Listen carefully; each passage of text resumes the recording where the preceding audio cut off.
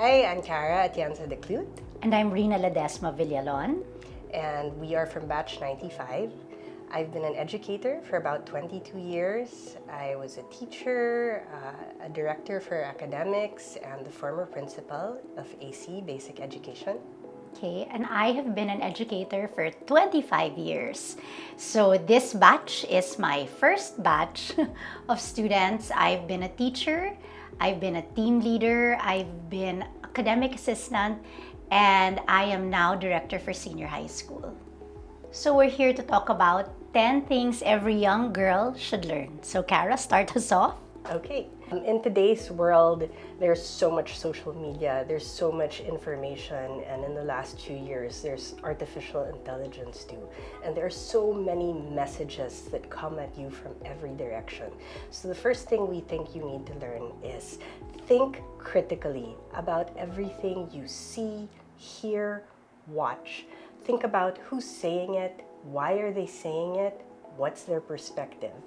One of the things that's a paradox about being a teacher, about being an educator, is that you're training young people, young girls, for jobs that don't exist just yet.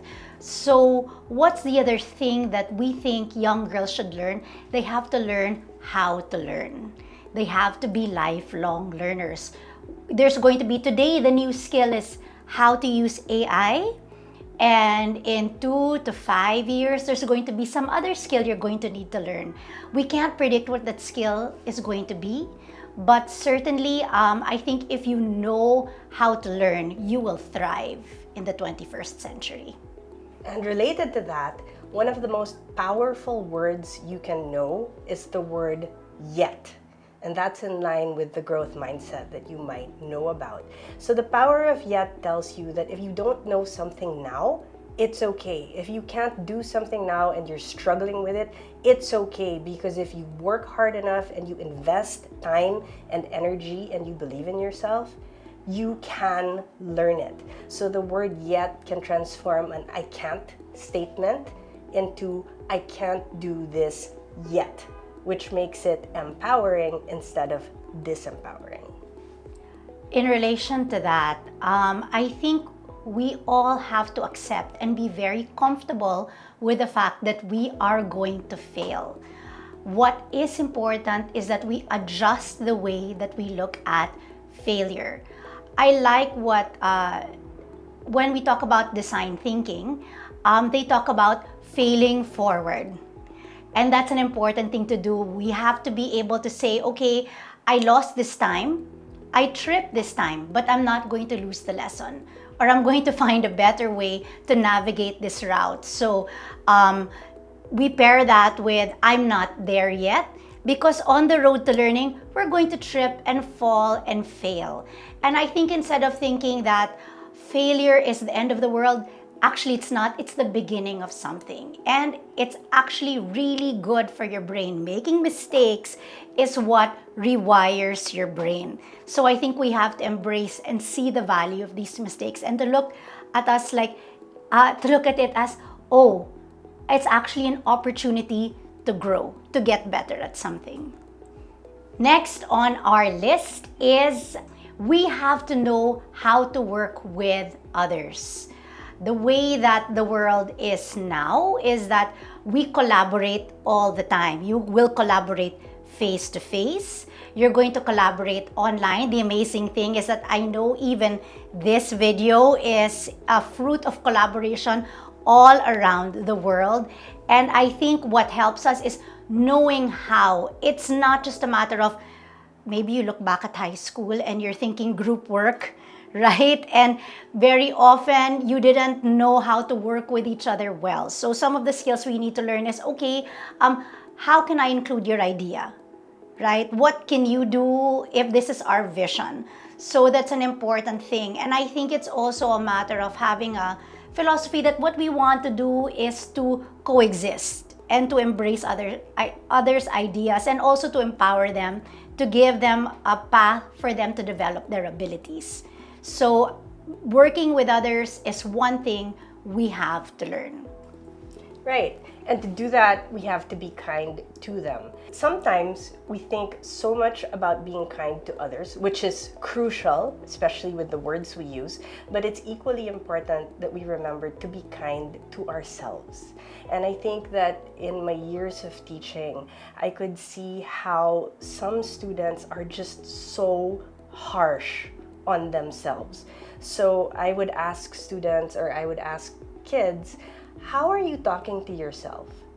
Are you as kind to yourself as you are to others? Or are you saying really mean things to yourself? Like, I'm so stupid, or I'm not worth anything, or nothing I do is good enough. Because those are really harmful things to be telling yourself.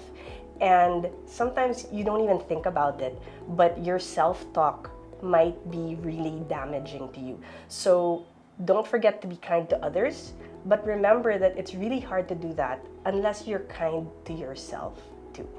In connection to what Kara said, I think it's really, really important for young girls to learn that they are valuable, period. We are valuable. If you grew up in the assumption, I think the sisters will tell you, you are valuable, period, because you are a child of God, full stop. Nothing else. You don't have to get high grades to be valuable. You don't have to look prettier or have the latest clothes to be valuable. You just are. And one of the things I love to tell our girls in one of our lessons, which is Phenomenal Woman by Maya Angelou, is that you are worth every square inch of ground you stand on. Your ideas are valuable. Your voice is valuable. God really wants to bring you into the world. So I think that's an important thing, especially in an environment where they're always told, you have to look like this. You have to sound like this. You have to have these opinions. What you are, you're already valuable. Period. Right. And if you are valuable, and if you know that God loves you just as you are, and you remember always that He's taking care of you and He wants you to be happy. God doesn't want you to be in pain. He doesn't, those things happen, but when they do, He is there to take care of you. And for that reason, the next thing that I think, or that we think every young girl should know is that it'll all work out. In being a teacher, I've seen and we've seen how anxiety has just gotten worse and worse and worse over the last several years. And we've seen how, students can get so stressed out about really small things. And in my family, because several of us, including myself, are very anxious people, we have a motto, and it's AWO, and we always have to remind each other, it'll all work out. Even if you can't imagine it right now, even if you can't see how that might be possible, it will all work out. So don't worry too much, especially about the little things. And why can we be assured that it'll all work out? Because God's taking care of us, and He will take care of every single one of you. So another thing that is important so that you're in touch with God is to pause. That is important. And it's not like pause and think about your to-do list. What we mean here is to pause and reflect. And I'm so glad because in Assumption, in the senior high, we've made a special space for this. We have a special class called Assumption College Experience, where the girls get to answer life's big questions. Like, who am I? What are my strengths and challenges? How can I serve my country, community, and the world? And it also became the home for Les Miserables and Hamlet. All of these things that because of the new senior high school curriculum, it had no place. So in Assumption, because we knew how much it meant to the girls and how much it helped them understand the place in the world and what they wanted to do, we made a home for it. And I think it's going to be important, even when you're out of school, to make the time to pause and to reflect on life's big questions and to find things that inspire you, right? To go back to those touchstones so that it's clear to you how God is working in your life. So yeah, the time to pause and to reflect and to answer life's big questions is something a young girl should be able to do as well. Also in line with taking time to pause and think, I think it's important to be rooted. You know, we've seen in the last 20 years, 20 plus years, Kara and I have seen buildings go up and down. We've had to deal with the changes in the school system, going from what you had 25 years ago, which was first to fourth year, and now we have K to 12, and then changes in curriculum. But there are some things that are just timeless, like what we sing in our school song: fidelity to duty, love of simplicity, right? And I think, and also what I've always liked is that they say, you know, what people notice about Assumptionistas is that we have a strong fear of the Lord, not in the sense that we're scared, but that we really love God and we think about, okay, how do I live my life on a daily basis so that it is pleasing to God? And I think we have to be rooted in that. You know, you have to define for yourself, okay, this might be, all of these, that they might be the values of the world, but these are mine. This is what, you know, my Assumption education rooted in me. So I think it's important that when you face, because we will face all of these moral dilemmas, that you get to go back to that. And at the same time, it's also good to have so rooted and also have the big perspective, right?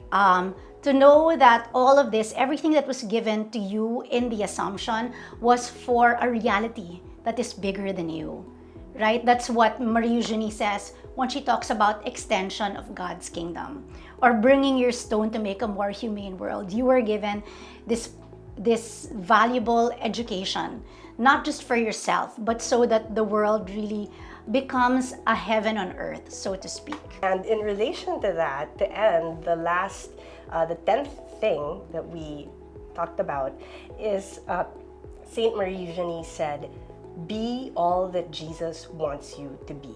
So with everything that you have, all of your values that came from your family, your school, from things you've read, things you've consumed, you know, that have resonated with you, the intellectual formation that you've received from AC or wherever you study, if we have non-AC viewers, you know, your relationship with God, all of that comes together to equip you to be who you're meant to be. And everything that happens to you in your life, whether it's good or bad, contributes to that. So know that you have a place. Know that God put you here for a purpose. And don't be afraid to be who that is. Be everything that Jesus wants you to be. And know that everything that has happened, everything that will happen to you, is all making you that person.